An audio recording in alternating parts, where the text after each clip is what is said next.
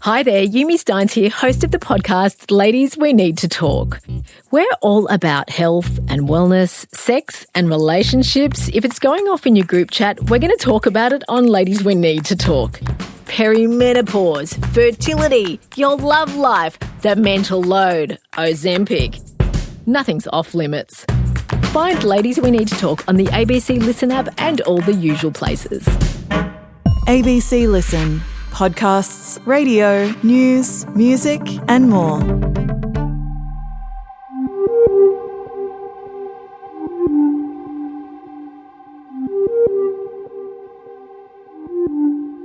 Erin's final words to jurors before they decide guilty or not guilty.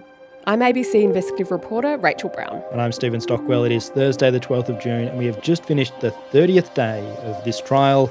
Welcome to Mushroom Case Daily. The small-town mystery that's gripped the nation and made headlines around the world. On the menu was beef wellington, a pastry filled with beef and a pate made of mushrooms. At the heart of this case will be the jury's interpretation of Erin Patterson's intentions. Erin Patterson has strongly maintained her innocence. It's a tragedy what's happened. I love them. Rach, we woke up to a cold day in sunny Morwell, but we found ourselves with, I guess, a half day of sorts. Yeah, treat for the jury today. They got sent home before lunchtime. Still plenty going on though. Can you take us through what we've seen today? So the prosecution finished its wrap-up. Dr. Rogers jumped around different points, but basically across again that Asian grocer story, which the prosecution says is a lie. It pointed out points where Erin Patterson and her son's evidence have differed. And then we went back to that game of phones that we've spoken about so often. Then Colin Mandy, SC, stood up, Erin Patterson's lawyer, to do re-examination. We heard more about whether or not she had an appointment for gastric bypass surgery. And then he covered some other things as well that he wanted to leave with the jury, countering ideas that she wasn't a forager, coming back to why perhaps she couldn't remember the name of the Asian grocer store. And then the jury was sent home early, with legal arguments ending the day. Thank you, Rach. Big day today, really, in the scheme of this trial. We have had the closing of the defence case. Now Erin Patterson stepped out of the witness box, finished giving evidence, and that is it as far as the evidence goes, we believe. And so I'd love to go through kind of what we've seen unfold in court today. We started with the end of Erin Patterson's re-examination by Dr. Nanette Rogers, and yeah, really kind of rolling through 4 or 5 different topics, maybe even more, before we got to the morning break. Yeah, no climactic issues today, Stocky. I think that's what the closings are for. But we noticed both lawyers trying to cover off points that the jury, they think, needs to remember as they go and do their deliberations, whenever that may be. Yep. So first of all, I want to start with the Asian grocer. The prosecution has long said that's a lie. Dr. Nanette Rogers put to her today, that's a lie you made up on the spot. Yep. And Erin Patterson said incorrect. And the Asian grocers, this is a place that Erin Patterson says she has sourced mushrooms from that she put into the beef wellington that she cooked for the lunch guests on July 2023. That's right. And the prosecution has tried to make a case that Erin Patterson has been hedging her bets, trying to make it sound like there's multiple possible sources for the death cap mushrooms. Right. And Erin Patterson in the past has said, I've never said I got the death cap mushrooms from there. I got dried mushrooms from this Asian grocer that was never able to be found. The interesting thing today was we heard again that Erin Patterson says she put them in the dehydrator at a time between buying them and using them in the lunch. These are the mushrooms that she claims she got from the grocer. Yep. Because she noticed how crisp other ones were coming out, and these ones that she said were in a Tupperware container were seemingly a bit rubbery. She thought maybe air got in. So she said, I whacked them in the dehydrator for a couple of hours. Yep. And that's another point that Dr. Rogers has picked up and said, why are we hearing about this now? And Erin said, well, I hadn't been asked it before. Yeah. Interesting as well, there was, Asian grocers, there was questions about foraging, a question about having tea in a coffee cup. Yeah, there was a couple of points where the prosecution pressed her on differences in the evidence that she's given compared to her son. So one is that her son gave evidence he woke up and saw her drinking coffee on the Sunday morning. It was put to Erin, well, you wouldn't be drinking coffee with diarrhea, would you? And she said, yeah, I agree with that. Yeah. You wouldn't. But she says, my son has seen me drinking out of a coffee cup, so he's made an assumption that it was coffee. But she said it was herbal tea. Yeah. I think she said she drinks coffee most mornings. So it's like, it's a reasonable assumption to make she'd be drinking coffee. Correct. On that morning, she says it wasn't the case. There's a moment as well. We didn't spend a long time on this in the scheme of the kind of the final cross-examination of Erin Patterson. But Dr. Nanette Rogers brought Erin Patterson back to her claim that she had taken Imodium, I think it was, this like anti-diarrhea medication following the lunch when she says she thought she had gastro. But despite her saying that, she doesn't tell that to any of the medical professionals that she sees over the course of the next couple of days. And again, she said, I don't remember anyone asking me. Yep. So that's why I didn't tell them. Yep. The other thing that happened in hospital that she's been pressed on is Erin Patterson has told the court that part of the reason she ditched the dehydrator at the tip was in hospital. Her estranged husband, Simon Patterson, said to her, is that how you poisoned my parents? And that was put to her again today. She was reminded that in the witness box, Simon Patterson said, no, I never said that. I deny saying that. Dr. Rogers said, that's just another lie to try to explain why you dumped it. And Erin Patterson said, no, I disagree. Yep. The subject, I suppose, that Dr. Nanette Rogers spent the most time on today, potentially even like maybe half the time that she would have been, going through the cross-examination of Erin Patterson in the kind of the morning session. It was, we're talking like an hour or so, maybe 2 hours total that cross-examination went on today. Maybe half of it felt like was this discussion about, as you flagged, the kind of game of phones that we've seen unfold through this trial. And it's been really confusing, hasn't it? And we've seen a flow chart that's been prepared for the court.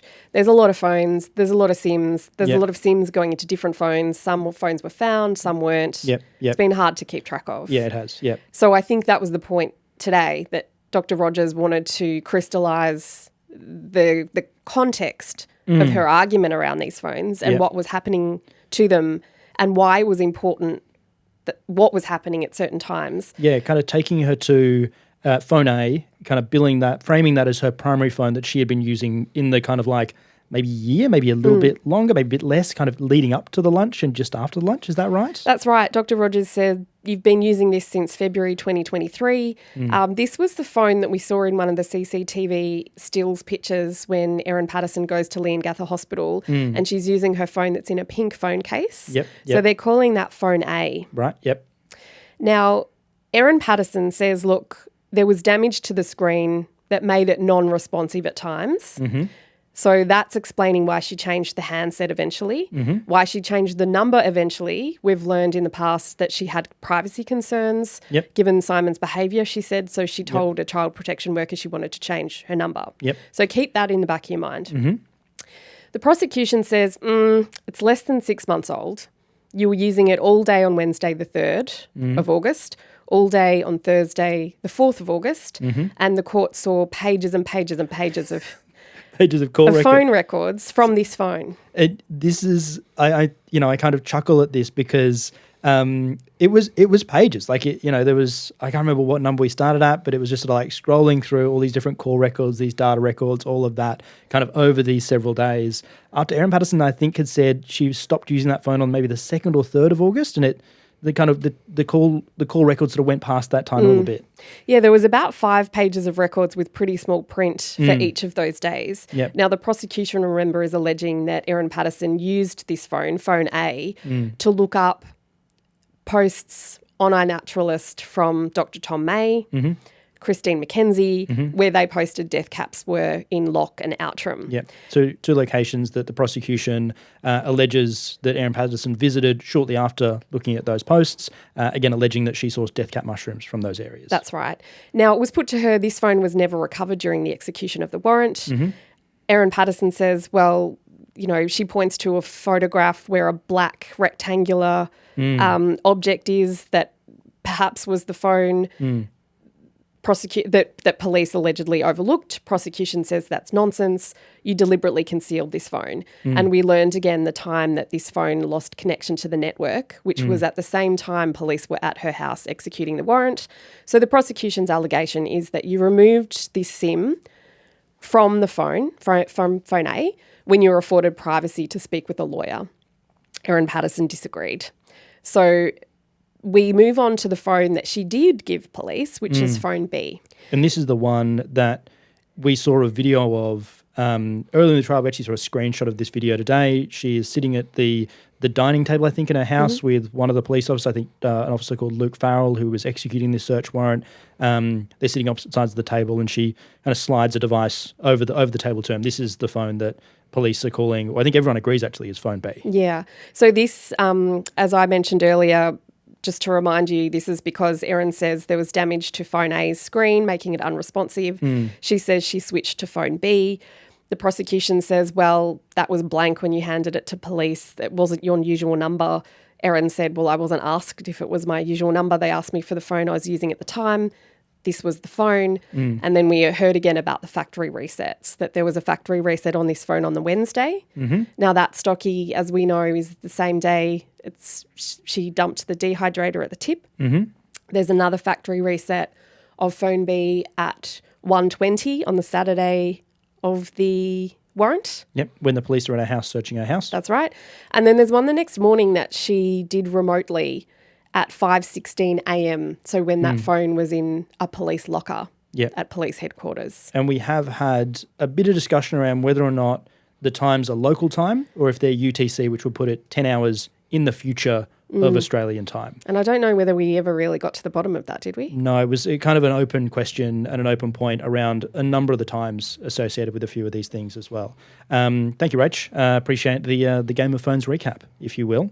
That drew us very close to the end of Dr. Nanette Rogers' cross-examination of Erin Patterson, and she wrapped up with 3 final questions. She did. She said to the jury, you'll be pleased to know I have 3 more questions. And I think there was a relieved sigh from some of them. They weren't the only ones who were pleased. She said, you deliberately sourced death cap mushrooms in 2023. Erin, I disagree. You deliberately included them in the beef Wellington you served. She disagreed. And the final one, you did so intending to kill them. And Erin disagreed. The kind of dramatic conclusion. I mean, as dramatic as you see in a courtroom. This is the thing I've kind of learnt over the course of covering this trial, watching the evidence unfold and the testimony unfold in the courtroom, is that there aren't the moments of kind of high drama that I had come to expect from courtroom TV dramas. No, it's not TV, Stocky, but this was Nanette Rogers' version of a mic drop. This is about as dramatic as it gets in the courtroom. With the prosecution finishing that cross-examination, we saw Colin Mandy SC, Erin Patterson's defence barrister, step up for a re-examination. Now, the way that, these work, these kind of like the interrogation, well, I shouldn't say interrogation, wrong word, the questioning of witnesses unfolds, is that you will have someone deliver evidence in chief. That'll be, usually in most cases, the prosecution asking witnesses that they are brought. In this case with Erin, Erin is a defence witness, so the defence team, Colin Mandy, questioned her first, Nanette Rogers cross-examined, and then Colin Mandy today had the opportunity to come up and kind of clarify a few things. And he started with some enriching evidence. He did. He just wanted to clarify the issue around Erin Patterson's potential gastric band surgery or gastric sleeve surgery that we've heard about earlier in the week. She said she'd booked a pre-assessment at a clinic called Enrich, and she was tested on that because the prosecution yesterday produced a statement from the practice manager that said it didn't do gastric band or sleeve surgery, never has, doesn't do pre-assessments for them. So she saw that yesterday, so Colin Mandy SC wanted to address that. He put to her, were you mistaken that it offered gastric bypass surgery? And she said, yes, I was obviously mistaken. She said that she was looking at treatments that they could offer. She hadn't yet had an in-person consult. And she said perhaps she was also looking at things like liposuction with that which that clinic back then did offer, Colin Mandy told the court. Yeah, we saw a screenshot actually presented to the court. The first bit, like at the top of the page, he sort of drew our attention to was that the clinic had moved. Initially, when the Dr. Annette Rogers was questioning Erin Patterson about whether she had this booking, she said it was in South Yarra, and Erin Patterson said, I thought it was in a different suburb. We learnt yesterday, and it was clarified again today, that the clinic had actually moved since Erin Patterson had made that booking and, now, basically. And then, went down and there was a kind of it was this page sort of going, look, from this period, we're not going to be offering liposuction anymore. And she confirmed that she did have an appointment, but that she cancelled it on the 11th of September, 2 days before she was said to go in. Yep. And she was asked why she cancelled it. And she said, and I quote, "It was a difficult time. It was a very difficult time." And that date, Stocky, stuck in my mind, and I went back to the timeline to look at why I remembered this date. And it was actually the date that Ian Wilkinson was released from the ward and into a rehab hospital, the surviving guest from the lunch. Yeah. And he'd just been moved. And obviously, as we know, sadly, 2 months before that, 3 lunch guests had died. Yeah, obviously, a very busy time in a number of people's lives around that point. And if you're keen for a bit more detail on the kind of the weight loss claims from Erin Patterson, the story, jump back into our episodes from the last few days. There's a whole bunch of detail in there, as well as the enriching evidence from Colin Mandy, were presented by Colin Mandy SC.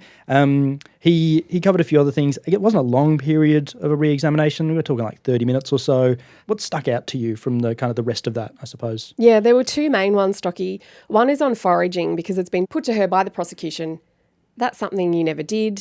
No one knew you did that. Even Simon Patterson, your estranged husband, didn't know you did that. They mentioned evidence from the health department, Sally Ann Atkinson, who had spoken to Simon Patterson on the Sunday night, the day after the lunch, and Ms. Atkinson gave evidence to the court that Simon had told her, quote, that's not something he had ever known Erin to do. So Colin Mandy SC wanted to address that today. We looked at, he reminded jurors of 4,000 pages of signal messages between Erin and Simon between June 2021 and December 2022. So it's a year and a half. Yep. There was no mention of foraging, picking mushrooms or eating wild mushrooms in all of them. Yep. Erin's reply to that was, well, that's one autumn season in 2022 of March, April, May, which is when, as we know by now, mushrooms grow. As we know very well. Well, all too well. And so she was asked during that season, that one season, how often might you have picked mushrooms? And she said, well, at most a handful of times, maybe not even that much. Yeah. And we didn't really text about what we're cooking. That's not something that we would do. Yeah, okay. So that's her reason why Simon might not know her as a forager. What about her friends? So it was put to her, the Facebook friends, in 600 pages of messages between a Facebook chat group. But in December 2022, in 2 weeks of that December, there was no mention. And Erin said, well, it's December, not a very productive month for foraging. That's probably why I didn't mention it. And also half of that time I was away in New Zealand for Christmas holidays. Yeah. One of the moments that sort of stuck with me from that conversation, we heard a bit about Erin Patterson's daughter's ballet lessons, Dr. Annette Rogers kind of questioning whether or not that she had ballet lessons on the nights that Erin Patterson said she had ballet lessons. Colin Mandy SC kind of repeated Dr. Annette Rogers' words while recounting some of that evidence. Slight change in the tone of his voice during that process.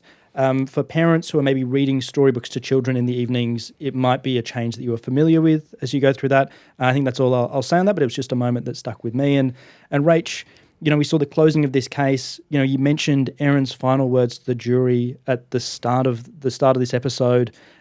What did she kind of wrap up on? Yeah, this was after one of Colin Mandy SC's other points that he wanted to clarify, because it was put to her, you should have been familiar with Glen Waverley, the place that you said the Asian grocer was, because you used to live there. And she said, look, my familiarity with Glen Waverley comes from working there in 2006, which is a while ago. Since then, I occasionally shop there in Kingsway, so I don't really consider that area familiar, in 2025. But then she added, and these were her last words that I recall to the jury. She says, but I might have been being pedantic. I do that. And we've spoken about that a lot, haven't we? That her need for specificity and getting things right and having questions worded and ordered in a particular way. Yeah. I hadn't reflected on those being her final words until you started the episode with them today. And it was this moment of like, oh, this will be the last thing that the jury hears from Erin Patterson. There were some agreed facts following Erin Patterson leaving the witness box, just kind of some clarifications around, like really small things around the change to, I think, whether or not a message should have been included in the brief around Facebook messages, and then a slight tweak to the flowchart of the phones that you mentioned earlier. And that was it. Yeah, just more administrative. Yeah, legal arguments through the rest of the afternoon. That all kind of wrapped up about 3 p.m. Rach, to round out our episode today, I'd love to jump into some questions. We really appreciate getting all of your questions. It is a moment of the day I do really enjoy seeing what wonderful things you've heard or you've taken from the things that we're talking about on this pod. So please do get in touch, mushroomcasedaily@abc.net.au. The email server appears to be coping fine, despite the influx of emails that appear at all times through the day as they match your listening habits. But, Rach, I want to start with a question here from Sharon from Canberra. Sharon says, hi, love the podcast. Thank you, Sharon. Sharon loves it so much that she started to listen to Unravel on the ABC Listen app. Oh, good work, Sharon. Thanks. And she's just heard Rach asking questions in the bonus episode of the Mr. Big series, which is fascinated, and Rach is awesome. Oh, that's very kind, Sharon. Thanks, Sharon. Sharon says, anyway, get to the actual point of the email. I was just wondering if one of your emails contains the questions that is just so good, would it ever get passed on to the prosecutors to see if it helps? There have been many great questions, and I know these lawyers are good, but can they get any outside help? I'm not expecting my question to be that good, but I am really wondering if Erin has a reason for wearing the white pants on the day when she said she had diarrhea. Sharon, I don't know whether prosecutors would really love a list of questions from me. In the past, in other trials, I have had very burning questions that I was annoyed I didn't feel were being answered, but I just thought I don't know whether they'd really appreciate that. I think they know what they're doing, and if there's a reason why something hasn't been addressed, perhaps there's a reason for that we'll just never know about in terms of strategy or protocols and things like that.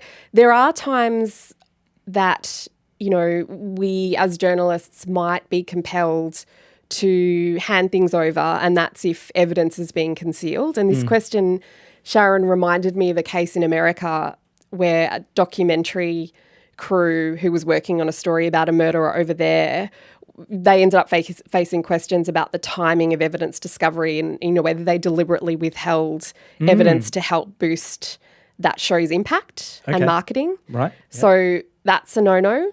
But yeah, if it's not concealing evidence, if it's just my 2 cents, I think it's our responsibility to keep that to ourselves. As much as I think we're very smart people and we know what we're doing, I do trust that the people sitting around the bar table know this a lot better than we know it. And so while there's things that we might be wondering about and there's questions that we're getting, it's very likely they have already thought through a lot of this stuff. Thank you, Rach. Thank you for the excellent question, Sharon. I appreciate that one. I've got another question here, Rach, from Georgina.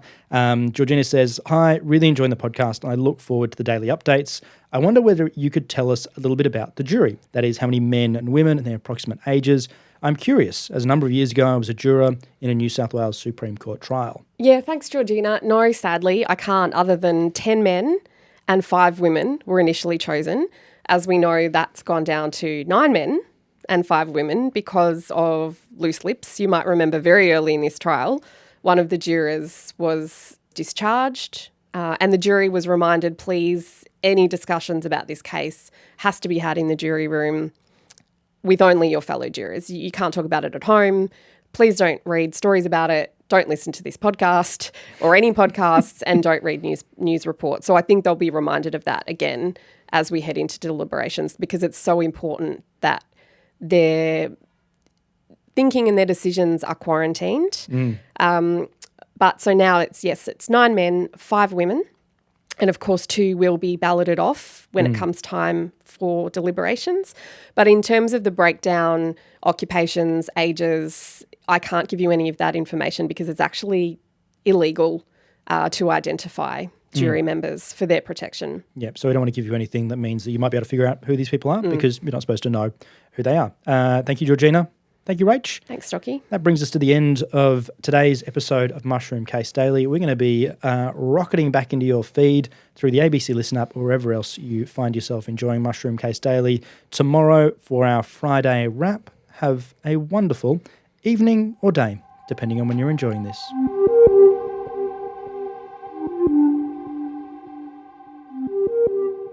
Mushroom Case Daily is produced by ABC Audio Studios and ABC News. It's presented by me, Rachel Brown, and producer Stephen Stockwell. Our executive producer is Claire Rawlinson, and huge thanks to our true crime colleagues who continue to help us out. That is our commissioning editor, Tim Roxburgh, and our supervising producer, Yasmin Parry. This episode was produced on the land of the Gunai-Kurnai people.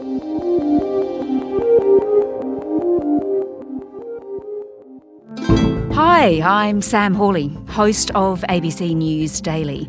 It's a podcast explaining one big news story affecting your world in just 15 minutes. From ABC investigations to politics, the cost of living, to major global events. Expert guests and journalists join me to explain why the world works the way it does. Follow the ABC News Daily podcast on the ABC Listen app.